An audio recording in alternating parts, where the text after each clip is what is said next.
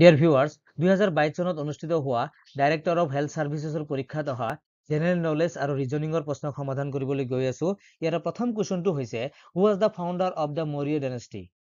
মৌৰ্য বংশৰ প্ৰতিষ্ঠাপক কোন আছিল? অপশ্যন এ আছে Ashoka the great, option B আছে চন্দ্ৰগুপ্ত মৌৰ্য, অপশ্যন চি আছে বিক্ৰমাদিত্য, অপশ্যন ডি আছে Chandragupta one.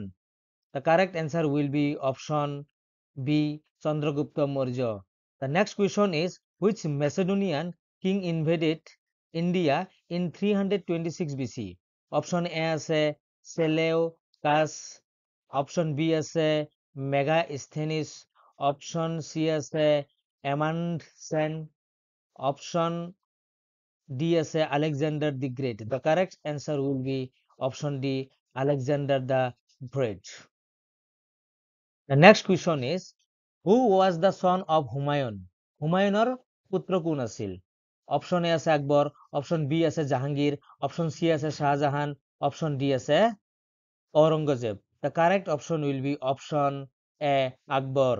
The next question is, which religious leader of Bengal took part in the Bhakti movement? Option A আছে কবির, option B আছে রামানুজ, অপশ্যন সি আছে চৈতন্য, option D আছে জয়দেব।